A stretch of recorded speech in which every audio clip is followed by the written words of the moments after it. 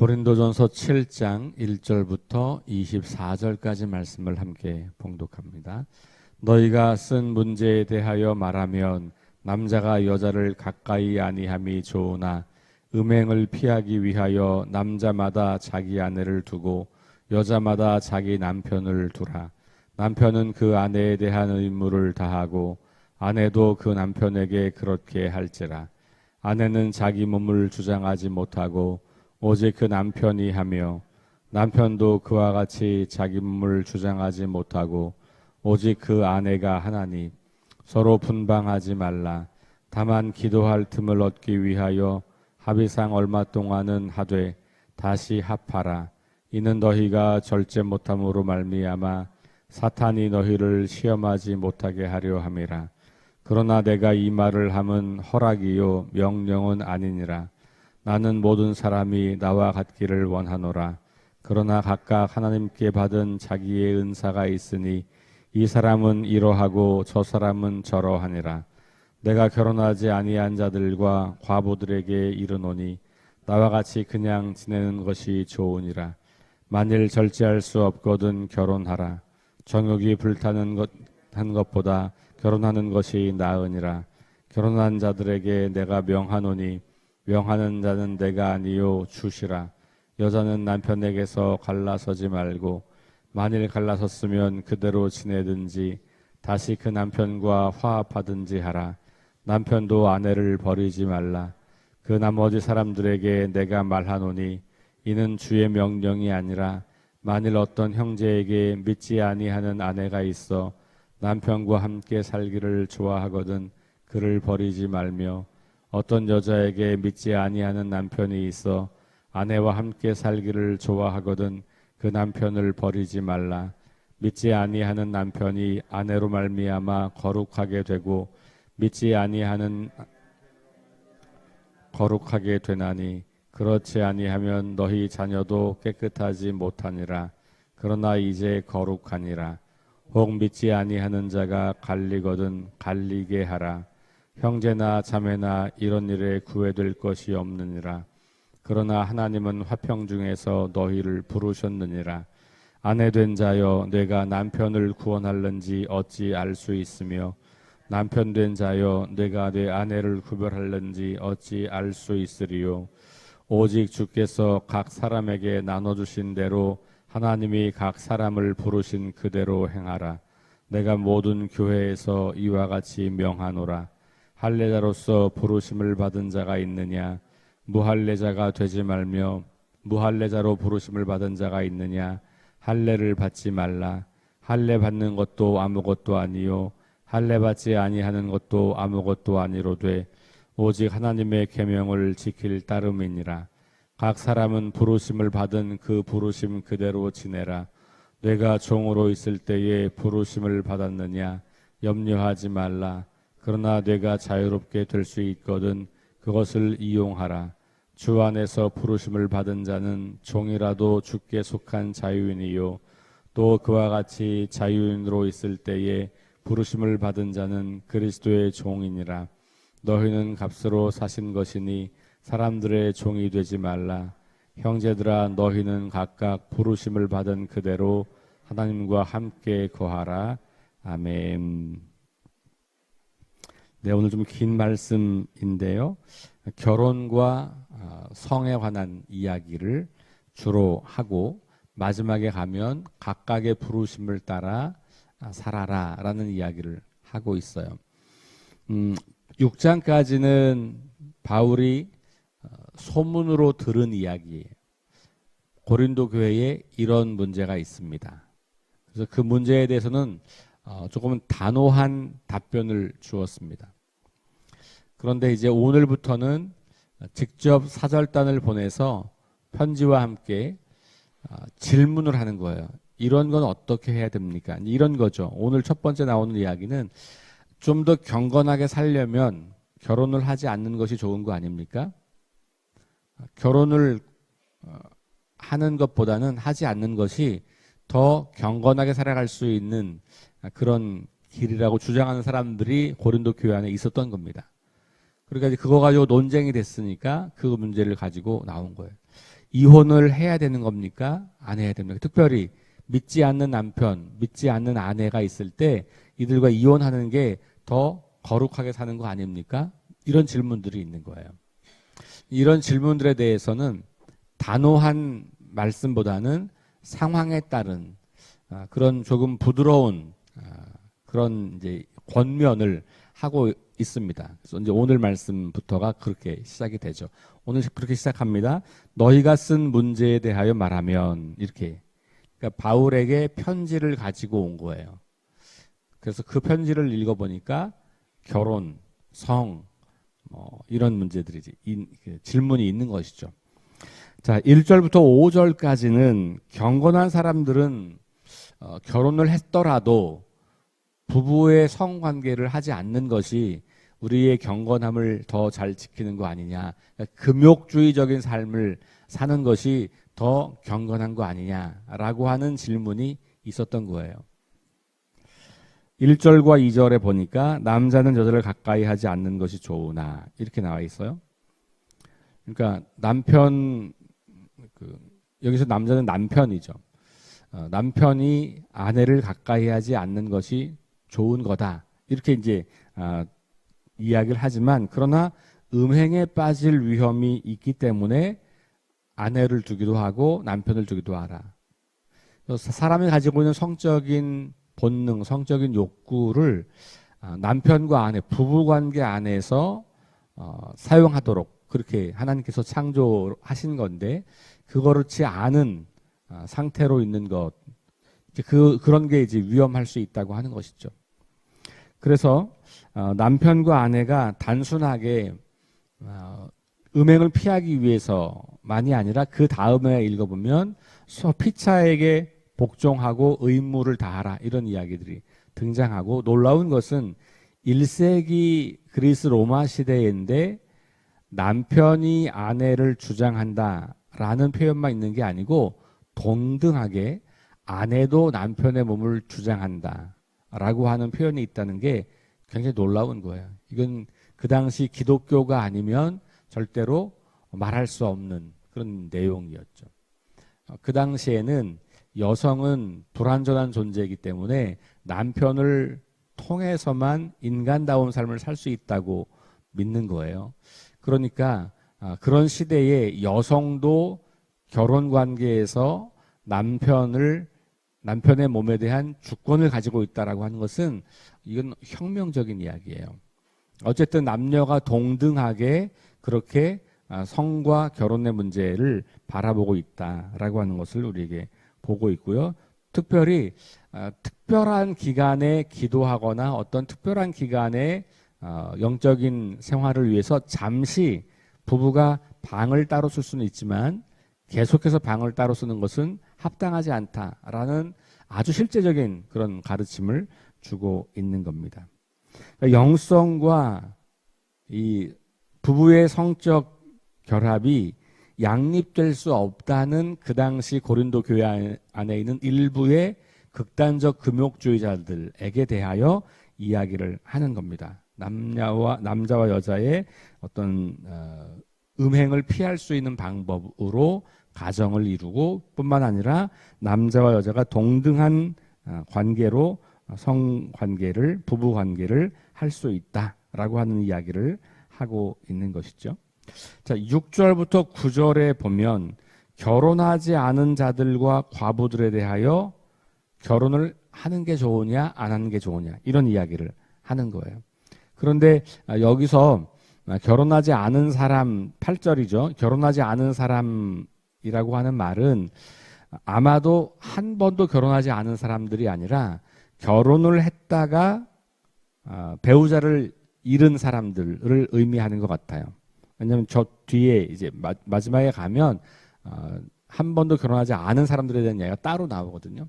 여기서 말하는 것은 결혼을 했었는데 사별을 했거나 아니면 이혼을 했거나 그런 사람들 중에서 결혼하지 않은 이렇게 말할 수 있을 것 같아요. 그래서 그 다음에 나오는 이제 이야기가 과부들이라고 하는 이야기가 나오기도 하지만 여기 그 결혼하지 아니하는 자들은 사별을 통해서 한 번 결혼했지만 그 배우자를 잃어버린 사람 이렇게 보는 것이 맞다는 거죠. 그런 사람들에게 따로 이야기를 하는 겁니다. 바울이 먼저 이렇게 이야기해요. 가능하다면 나와 같이 되는 게 좋다. 바울은 뭐죠? 독신이에요. 그렇죠? 물론 바울이 결혼을 한 번도 안 한 독신인지 결혼을 했다가 이런저런 이유로 독신이 됐는지는 알려지지 않았어요. 어쨌든 바울이 성경 전체를 보면 독신이었던 것은 분명한 거죠. 그러니까 바울이 자신처럼 결혼을 하지 않는 것이 더 바람직하다라고 이야기해요. 그러나 이것은 그 당시 사람들이 가지고 있었던 임박한 종말론과 좀 더 관련이 있어요. 그래서 임박한 종말론이기 때문에 조만간 곧 주님이 오실 거여서 차라리 결혼을 하지 않는 것이 더 나을 수 있다라고 이야기를 하는 거예요. 자, 그럼에도 불구하고 그렇게 나처럼 하지 마라고 단정적으로 말하지 않아요. 그럼 뭐라고 말합니까? 절제할 수 없거든 결혼을 해라 이렇게 이야기하는 것이죠. 여기 절제한다고 하는 말은 성적인 욕망을 스스로 절제할 수 있거든 결혼을 해라. 그런데 만약에 그것을 절제할 수 없다면 결혼을 하는 것이 맞다.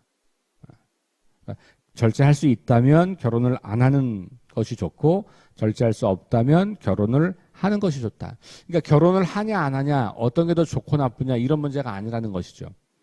사람마다 그것은 다른 선택을 할 수 있다는 거예요. 내가 옳다고 생각해서 내가 그렇게 한다고 해서 다 그렇게 해야 된다라고 말하지 않아요, 바울은. 그러니까 어제까지의 이야기와는 사뭇 달라요. 어제까지 이야기는 보편적으로 다 그렇게 하는 것이 옳다는 이야기를 하는 거죠. 그런데 7장부터 나오는 이야기들은 어느 하나가 다른 하나보다 더 특별히 더 우월한 답이 되지 않아요. 그건 상황에 따라 다른 것이고 사람마다 다른 것이고 어떤 여건에 있는가에 따라서 다를 수 있다. 바울은 그걸 존중하는 거예요.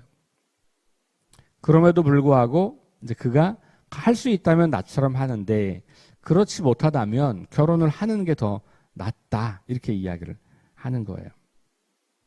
자, 그러면서 저 뒤에 이제 나오는 이야기와도 연결이 됩니다만 7절에 보면 은사라는 이야기를 해요. 은사. 나는 모든 사람이 나와 같기를 원하지 않는다. 그러니까 모든 사람이 나처럼 독신으로 살기를 원하진 않는다는 거예요. 그러나 각각 하나님께 받은 자기의 은사가 있으니 이 사람은 이러하고 저 사람은 저러하다. 요 기준을 가지고 결혼을 해도 되냐 안 해도 되냐를 결정하는 거예요. 그러니까 각자가 받은 은사, 저 뒤로 말하면 부르심에 따라서 결혼을 할 수도 있고 안 할 수도 있는 거지. 결혼은 꼭 해야 되는 거고 꼭 안 해야 되는 거고 이런 거 아니다 라는 이야기죠. 그러니까 바울이 볼 때는 독신도 은사인 거예요. 그러니까 독신의 은사를 우리가 존중할 필요가 있죠. 근데 우리 한국 사회는 독신의 은사를 존중하지 않는 사회잖아요. 결혼을 안 한 게 아니라 못했다고 말하잖아요. 그렇죠? 그러니까 오늘날 젊은이들에게, 물론 오늘날 젊은이들이 독신의 은사 때문에 독신을 주장하는 건지 사회적인 문화 현상 때문에 그런 건지 분별을 해야 될 이유가 있지만, 필요가 있지만, 우리 의식 속에는 결혼을 못하면 뭔가 문제가 있는 사람, 결혼을 못한 사람은 뭔가 부족함이 있는 사람, 이렇게 편견을 가지고 보고 있단 말이죠.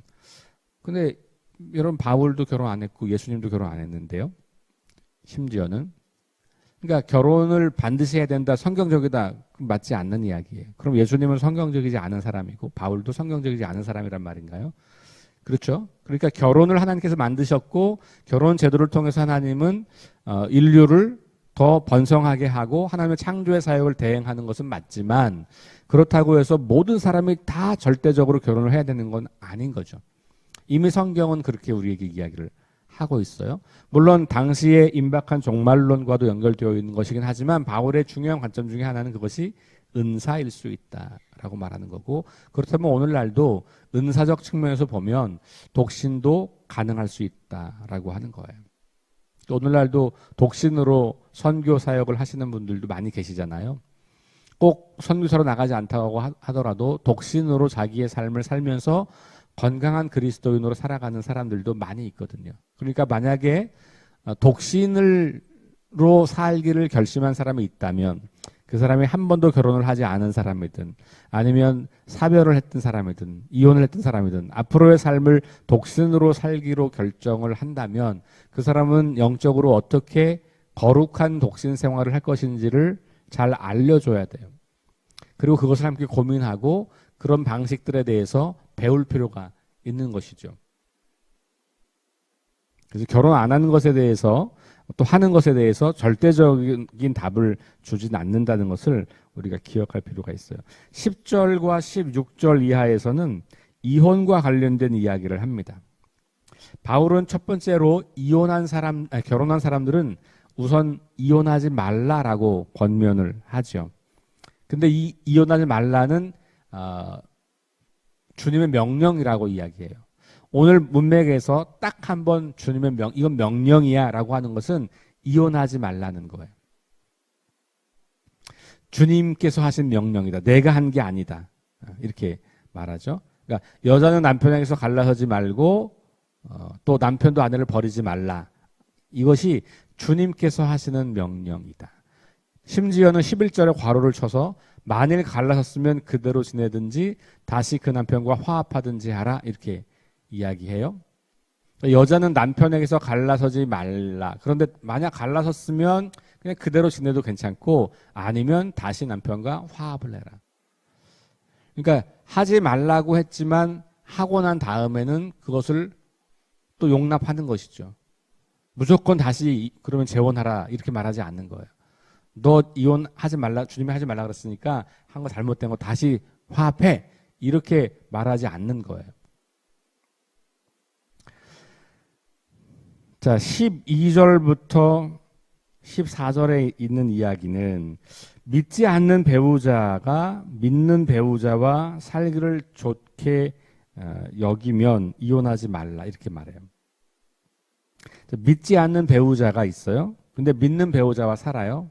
근데 믿지 않는 배우자가 난 당신이랑 사는 게 좋으니까 같이 계속 삽시다 이렇게 말하는데 당신은 믿지 않는 사람이니까 부정한 사람이어서 난 이혼하는 게 좋겠어요 라고 말하지 말라는 거예요. 특별히 이 당시에 이런 이슈가 있었던 겁니다. 실제로. 왜냐하면 고린도 교회 안에 이방인의 그 삶을 살고 있는 그런 아직 회심하지 않은 배우자들이 있잖아요. 그 둘 중에 한 명이 먼저 믿음을 갖게 되었고 특별히 여자분들이 먼저 믿음을 많이 가졌기 때문에 여자분들이 믿지 않는 남편과 이혼하려고 하는 생각들을 가지고 있고 그것이 거룩함을 지키는 일이다 라고 생각했던 사람들이 있었던 거예요. 그러지 말라는 거예요. 근데 그 생각은 어디서 나오냐면 레위기에서 나오는 거예요. 레위기의 정결법은 뭐냐면 부정한 것과 가까이 하면 내가 부정해진다는 거예요. 그래서 만지지 말라, 가까이 하지 말라 뭐 이런 얘기 나오잖아요. 그죠? 먹지 말라 이런 거 다 내가 부정해지기 때문에 그래요. 그러니까 구약시대 율법의 레위기의 정결법의 핵심은 거리두기예요. 거리두기. 그러니까 거리를 둠으로써 나의 거룩한 상태를 유지하는 거예요. 근데 여러분 예수님은 정반대예요. 예수님은 거리두기를 침범하고 그 거리를 좁혀갔어요. 무수한 죄인들과 만났어요. 그런데 구약에 말하는 것처럼 그 죄인들과 만났기 때문에 예수님이 더럽혀지지 않았어요. 거꾸로 예수님을 만나서 죄인들이 하나님의 자녀로 바뀌기 시작했어요. 그러니까 적어도 구약시대의 정결법은 오늘 우리 시대에 보면 넘어서야 할 부분들이 많이 있어요.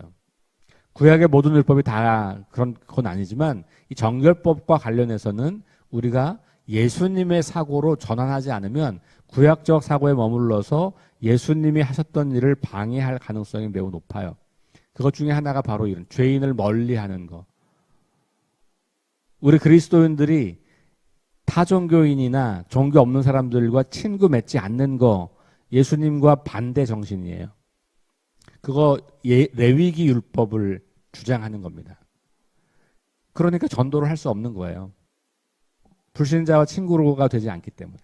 불신자를 무시하고 불신자를 더럽다 여기고 불신자와 가까이 하면 나도 더러워진다고 믿기 때문에 그들을 가까이 하지 못하는 것이죠.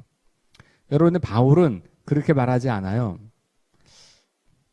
바울 굉장히 경건한 유대인이었잖아요. 그죠? 그가 율법 학자였기 때문에 율법을 너무 잘하는 사람이에요. 그런데 바울은 그 율법보다 예수님의 말씀을 따르고 예수님의 삶을 따라 사는 것을 선택한 거죠. 그래서 구약을 버린 건 아니지만 재해석하는 거예요.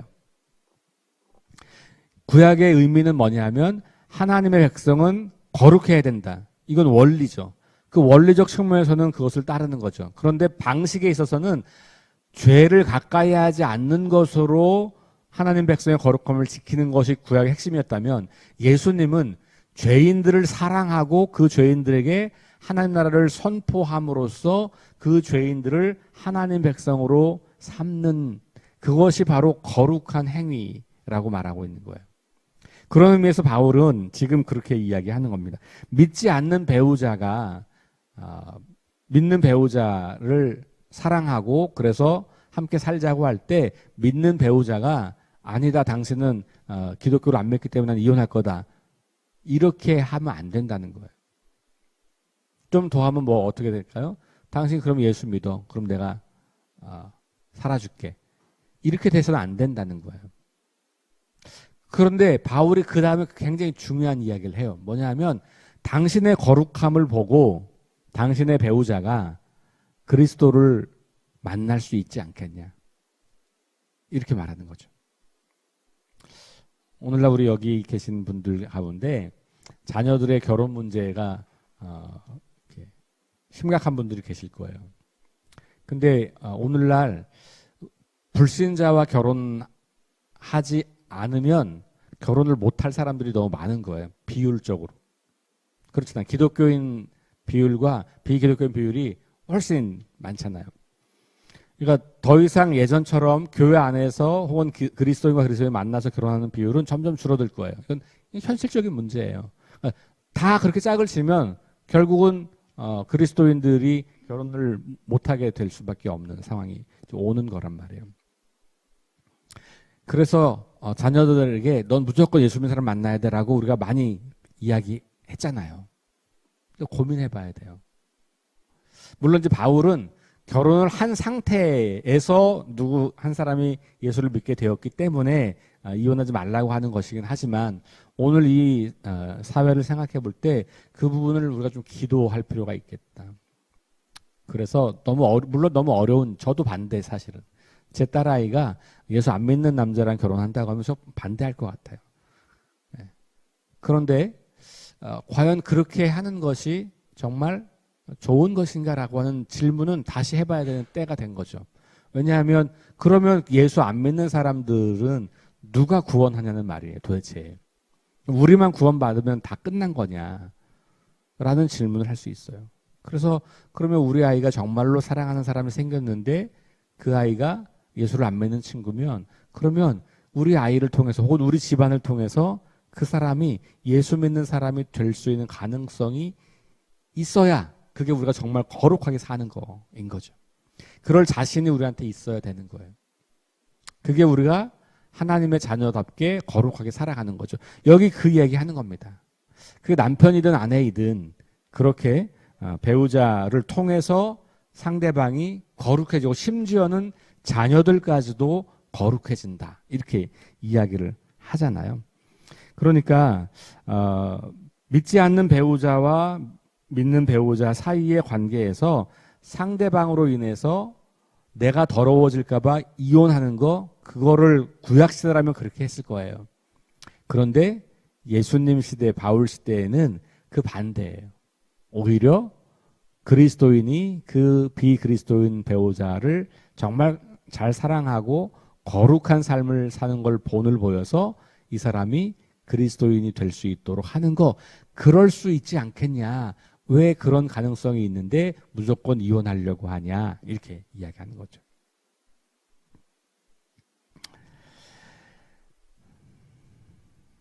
자, 구원의 주체는 물론 하나님이시죠. 그러나 우리는 그 하나님의 구원의 사역을 이루어가는 통로로서의 역할을 하고 있는 거죠. 이걸 좀 확장하면 우리가 믿지 않는 이웃들, 믿지 않는 직장 동료들에게 얼마나 선한 영향력을 미치고 있는가를 생각해 볼 수 있어요. 믿지 않는 사람들인데 내가 예수 믿는 사람이기 때문에 나를 통해서 그 사람도 거룩함에 이를 수 있는가? 이게 굉장히 중요한 거죠. 나 때문에 내가 죄에 오염되는가, 아니면 나 때문에 죄가 거룩함으로 바뀌는가? 이렇게 자신 있는 그리스도인들이 많아지면 좋겠죠.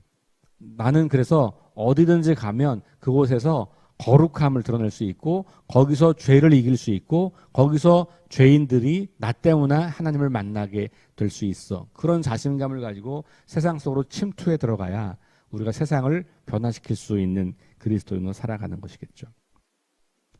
그의 가정에서부터 그런 일이 가능하다고 바울은 보고 있는 거죠. 자, 17절부터 24절까지는 각 사람이 부르심을 받은 대로 살게 된다는 거예요. 살아야 된다는 것이죠. 근데 여기서 말하는 핵심은 여기는 이 당시는 자유인이 있고 노예가 있고 남자가 있고 여자가 있고 유대인이 있고 헬라인이 있고 이런 거잖아요. 그냥 부르신 대로 살아라, 그 말은 그냥 운명에 포기하고 받아들여, 이런 말이 아니고요. 바울이 여기서 이렇게 이야기하는 이유는 너가 부르심 받은 그 모습이 어떠하든지 그거 아무 문제가 안 돼, 중요하지 않아, 이 얘기예요. 왜냐하면 우리가 그리스도인이라면 우리의 신분과 관계없이 모두가 다 하나님 안에서 동등한 존재이기 때문에 이게 핵심인 거예요. 그러니까 너가 노예로 부름받았어? 노예로 살아도 괜찮아. 근데 바울이 여기서는 그렇다고 내가 너 평생 노예로 살라고 하는 건 아니야, 이렇게 얘기도 하지요. 우리가 노예가 돈이 생겨서 자유를 얻을 수 있는 기회가 되면 얻어라, 이렇게 이야기하지만 노예로 살 때 노예로서 사는 것 때문에 너가 그리스도 안에서 한 형제 자매가 안 되는 게 아니다, 그 얘기를 하는 거죠. 할례 받았어? 괜찮아. 안 받았어? 그것도 괜찮아. 남자야? 괜찮아. 여자? 괜찮아. 주인이야? 종이야? 괜찮아. 왜? 다 그리스도 안에서 한 형제 자매고 하나님의 사랑 안에 있기 때문에. 그러니까 각각의 부르심에 충실하게 살고 그 각각의 부르심대로 하나님께 영광을 돌리면서 살면 되는 거지 라고 하는 이야기를 하는 겁니다. 여러분들의 부르심은 무엇입니까? 여러분들에게 부르심 받은 그 자리에서 그 부르심에 합당한 삶을 살아가는 것, 그것을 잊지 않는 거죠. 주부인지 학생인지 교사인지 직장인인지 뭐 다 다르잖아요. 그 자리에서 부르심을 따라서 산다는 건 뭘까 고민하고 살아가는 거고, 앞으로 올라가면 독신인지 결혼했는지 그 부르심에 따라서도 내가 그 안에서 거룩한 삶을 살아가는 것, 이걸 선택하는 것, 바울이 지금 그 이야기를 하고 있는 겁니다. 그러니까 결혼과 성 문제를 가지고 이야기하면서 바울은 부르심과 은사 이야기를 같이 하고, 그리고 모든 사람이 다 그리스도 안에서 한 형제 자매됨을 이야기하면서 결국은 이 문제는 어떤 거 하나 절대적으로 옳고 그르다라고 볼 수 없고, 어떤 것이 더 그리스도인의 거룩함을 지키면서 살아갈 수 있는 것이냐라고 하는 측면에서 문제를 바라보고 있는 겁니다. 저와 여러분들이 이와 같이 절대적으로 어떤 게 옳고 그름이 아니고 이것도 괜찮고 저것도 괜찮은 것들을 마주할 때가 많죠. 사실 그런 게 훨씬 많잖아요. 그럴 때 우리에게 중심은 내가 어떤 걸 선택하는 것이 더 거룩한 일을 할 것인가, 혹은 어떤 걸 선택하든 내가 그 선택에서 어떻게 거룩하게 살아갈 것인가를 고민하고 그렇게 살아가는 것이 우리에게 주어진 삶의 본분이다. 이게 그리스도인의 삶이라는 거예요. 그래서 거룩한 삶을 선택해 나가는 것. 오늘 하루 여러분들에게 주어진 시간과 공간과 관계 속에서 거룩함을 추구하는 복된 날 될 수 있기를 주의 이름으로 축원합니다. 기도합니다. 하나님 감사합니다. 오늘 주신 말씀을 기억하며 우리가 거룩한 삶을 살아갈 것을 결단합니다. 오늘 하루 우리의 삶이 주님 앞에서 거룩한 삶으로 이어져 갈 수 있도록 함께하여 주옵소서. 예수님 이름으로 기도합니다. 아멘. 우리 함께 합심해서 기도합니다. 성령의 능력으로 하나님 나라를 증언하고 살아내게 하소서. 하나님 말씀이 우리에게 기준이 되게 하소서. 질병과 연약함으로 고통당하는 사람들, 또 전쟁과 자연재해와 가난과 억압으로 고통당하는 지구촌 이웃들에게 은혜를 베푸시고 치유해 주옵소서. 다음 세대에게 하나님 나라 복음을 전수하게 하소서. 그리고 거룩하게 살아가기 원합니다. 우리 함께 합심해서 기도합시다.